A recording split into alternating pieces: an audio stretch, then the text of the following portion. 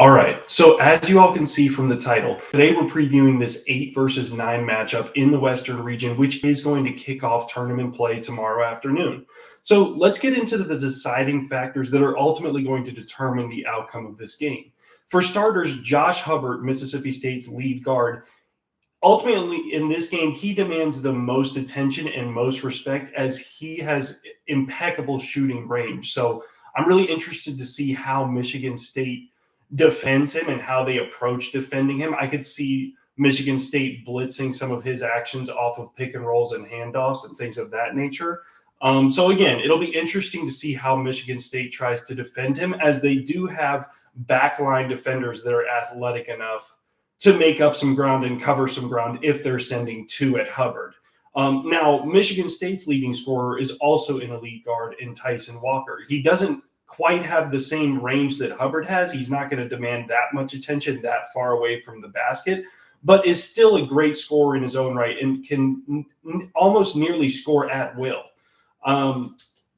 So in terms of the supporting cast, specifically for Mississippi State, they really get it done down low with Tolu Smith and Cameron Matthews. They like to get their work done down in the paint, and they're also really lethal off the glass, really on both ends of the floor, especially offensive rebounding. Now, Michigan State does have bodies that they can throw at Mississippi State. The only problem is Michigan State's bigs don't contribute much on the offensive side of the floor. Michigan State's offense really comes from the guards in the perimeter and their ability to get downhill and make something happen in the paint. For the most part, I think they can get away with it. It's just that if Mississippi State is playing those two bigs, Michigan State might have to match that and play two bigs of their own who might not be as good as contributors on the offensive end. Mississippi State has been the more consistent defensive team throughout the year, but again, I think Michigan State has the type of athletes, especially on the back end of their defense, that can cover ground, and I think they can match Mississippi State's defense in this game, at least their defensive effort.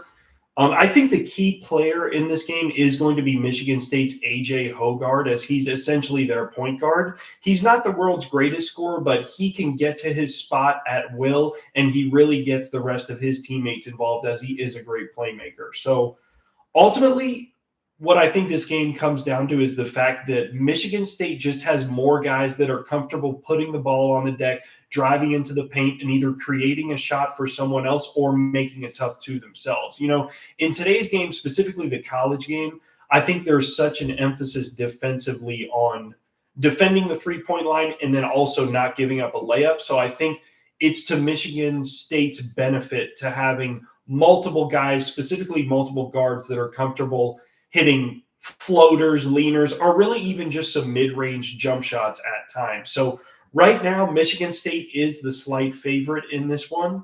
So I'm going to take Michigan State to win this game ultimately, again, because I think they've got more guys that are just comfortable scoring in those tough areas, you know, in the paint, in the mid-range. So that's going to do it for this episode. Thank you guys for tuning in. Check out my other content. I want to come out with a little more Magic content as we get closer to the playoffs, Orlando Magic to be specific. So thanks for watching and stay tuned.